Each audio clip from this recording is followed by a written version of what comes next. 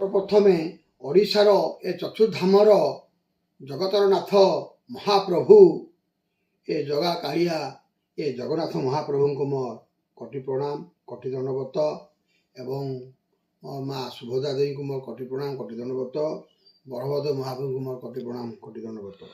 ଆଜି ରଥଯାତ୍ରା ଉପଲକ୍ଷେ ମୁଁ ପୁଣି ମହାପ୍ରଭୁଙ୍କୁ ମୋର କୋଟି ପ୍ରଣାମ ଆଉ ହେପି ରଥଯାତ୍ରା। ଏବଂ ଓଡ଼ିଶାର ପ୍ରତ୍ୟେକ ଗୁରୁଜନଙ୍କୁ ମୋର ନମସ୍କାର ଏବଂ ସାଙ୍ଗମାନଙ୍କୁ ହାର୍ଦ୍ଦିକ ଅଭିନନ୍ଦନ ଓ ଶୁଭେଚ୍ଛା, ଛୋଟମାନଙ୍କୁ ସ୍ନେହର ଆଶୀର୍ବାଦ। ପୁଣି କହୁଛି ହେପି ରଥଯାତ୍ରା। ଆଜି ରଥଯାତ୍ରା ଆମର ଓଡ଼ିଶାର ମହାନ ପର୍ବ ଆଉ ବହୁତ ବଡ଼ ଯାତ୍ରା, ଯେଉଁଥିରେ କି ଆଜି ଜଗନ୍ନାଥ, ବଳଭଦ୍ର, ସୁଭଦ୍ରା ତିନି ଠାକୁର ଜଗନ୍ନାଥ ମନ୍ଦିରରୁ ଗୁଣ୍ଡିଚା ମନ୍ଦିର ପର୍ଯ୍ୟନ୍ତ ଯିବେ ମାଉସୀ ବାଡ଼ିକୁ। ଆଉ ଭକ୍ତ ମାନେ କୋଟି କୋଟି ଭକ୍ତ ଆଜି ବହୁତ ଦୂର ଦୂରାନ୍ତରୁ ଆସିଛନ୍ତି ରଥଯାତ୍ରା ଦେଖିବା ପାଇଁ। ତେଣୁ ମୁଁ ଠାକୁରଙ୍କ ପାଇଁ ଆଜି ବ୍ୟାକୁଳ। ମୁଁ ଠାକୁରଙ୍କୁ ବହୁତ ଭଲ ପାଉଛି। ମୋ ଜୀବନର ପ୍ରଥମ ସପନ ଆଜି ଜଗନ୍ନାଥ ମହାପ୍ରଭୁ ପୂରଣ କରିଛନ୍ତି।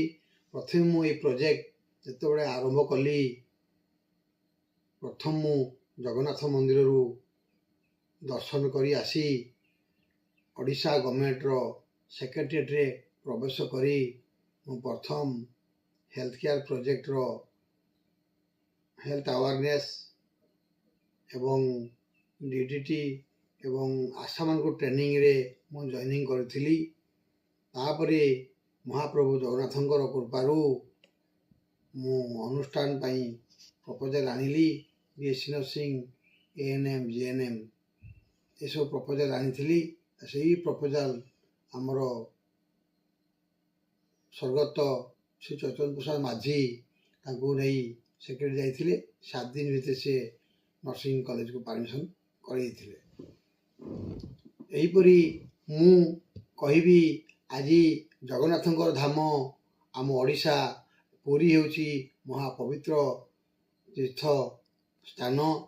ବହୁତ ଦୂର ଦୂରାନ୍ତରୁ ଭକ୍ତ ମନ୍ଦିର ଜଗନ୍ନାଥଙ୍କର ଦର୍ଶନ କରିବା ସହିତ ବିଭିନ୍ନ ପ୍ରକାର ଜାଗାକୁ ଦର୍ଶନ କରୁଛନ୍ତି। ଆଉ ଜଗନ୍ନାଥର ମନ୍ଦିରର ପ୍ରତ୍ୟେକ ଚାରିଆଡ଼େ ପରିକ୍ରମା ଆଜି ବହୁତ ସୁନ୍ଦରମୟ ହୋଇଛି। ତେଣୁ ଏହି ରଥ ପାଇଁ ଆଜି ବହୁତ ଦୂର ଦୂରରୁ ଯେଉଁ ଆସୁଛନ୍ତି ଭକ୍ତ ତାଙ୍କୁ ସୁଯୋଗ ଦିଅନ୍ତୁ, କେହି ଦଳା ଚଟକା କରନ୍ତୁ ନାହିଁ, କି ଠେଲାଫେଲା କରନ୍ତୁ ନାହିଁ। ପ୍ରତ୍ୟେକ ମଣିଷ ଜୀବନ ମୂଲ୍ୟବାନ। ପ୍ରତ୍ୟେକ ଭକ୍ତ ଆଜି ଜଗନ୍ନାଥଙ୍କର ଦର୍ଶନ ପାଇଁ ବାହୁଡ଼ୁଛନ୍ତି। ଆଉ ଜଗନ୍ନାଥ ଠାକୁର ଆଜି ମନ୍ଦିରରୁ ବାହାରିବେ ଏବଂ ପ୍ରତ୍ୟେକ ଭକ୍ତଙ୍କୁ ଦେଖିବେ, ଓଡ଼ିଶାବାସୀଙ୍କୁ ଦେଖିବେ। ଆଜି ମୁଁ ଏତିକି ଠାକୁରଙ୍କୁ ମାଗୁଛି, ପ୍ରାର୍ଥନା କରୁଛି, ହେ ଜଗନ୍ନାଥ ମହାପ୍ରଭୁ, ହେ ସୁଭଦ୍ରା ମା, ହେ ବଳଭଦ୍ର ମହାପ୍ରଭୁ, ଆଜି ପ୍ରତ୍ୟେକ ଭକ୍ତଙ୍କର ମନସ୍କାମନା ପୂରଣ କରନ୍ତୁ। ପ୍ରତ୍ୟେକ ଓଡ଼ିଶାବାସୀଙ୍କର ଦୁଃଖ କଷ୍ଟ ଦୂର କରନ୍ତୁ। ପ୍ରତ୍ୟେକ ବ୍ୟକ୍ତିଙ୍କର ଦୁଃଖ କଷ୍ଟ ଦୂର କରନ୍ତୁ ଏବଂ ଦୁଃଖୀକୁ ଖୁସି କରନ୍ତୁ। ଆଉ ଅର୍ଥହୀନକୁ ଅର୍ଥ ଦିଅନ୍ତୁ, ମୂର୍ଖକୁ ଗୁଣୀ କରନ୍ତୁ, ଦୁବକୁ ଦାରୁ କରନ୍ତୁ। ଆଜି ଜଗତର ନାଥ ଜଗନ୍ନାଥ ଆଜି ପ୍ରତ୍ୟେକ ଭକ୍ତଙ୍କର ମନସ୍କାମନା ପୂରଣ କରିବେ। ଏହା ହିଁ ମୋର ପ୍ରାର୍ଥନା। ମୁଁ ଚାହୁଁଛି ଏ ଜଗତବାସୀଙ୍କର ଉନ୍ନତି ହେଉ। ଆଉ ପ୍ରତ୍ୟେକ ମଣିଷର ବାପା ମା ମଧ୍ୟ ଭଗବାନ। ତେଣୁ ମୁଁ ଚାହୁଁଛି ଯେ ପ୍ରତ୍ୟେକ ବ୍ୟକ୍ତି ଆଜି ଜଗନ୍ନାଥଙ୍କୁ ଭକ୍ତି କରି ମନସରେ ପୂଜା କରି ଭଗବାନଙ୍କୁ ଡାକିଲେ ନିହାତି ଜଗନ୍ନାଥ ଶୁଣିବେ। ଆଉ ରଥ ଦଉଡ଼ି ଧରି ସମସ୍ତେ ଟାଣନ୍ତୁ ଆଉ ଠାକୁରଙ୍କୁ ଠିକ୍ ସ୍ଥାନ ନେଇ ପହଞ୍ଚାନ୍ତୁ। ଆଉ ଆଜି ଜଗନ୍ନାଥଙ୍କ ଡୋରି ଲାଗିଛି। ଆଉ ଜଗତର ନିହାତି ଉନ୍ନତିର ଉନ୍ନତି ହେବ। ମୁଁ ଚାହୁଁଛି ଜଗତବାସୀଙ୍କୁ ଯେ ଆମେ ପ୍ରତ୍ୟେକ ବ୍ୟକ୍ତି ଯଦି ସମାଜରେ ପ୍ରତ୍ୟେକ ଲୋକଙ୍କର ହିତ ସାଧନ ପାଇଁ ଚିନ୍ତା କରିବା, ଆଉ ପ୍ରତ୍ୟେକ ପରିବାର ପାଇଁ ଯଦି ଆମେ ଚିନ୍ତା କରିବା, ପ୍ରତ୍ୟେକ ଦୁଃଖୀ ଗରିବ ରୋଗୀଙ୍କ ବିଷୟରେ ଆମେ ଚିନ୍ତା କରିବା, ତାହେଲେ ଜଗତର ଉନ୍ନତି କରିପାରିବା।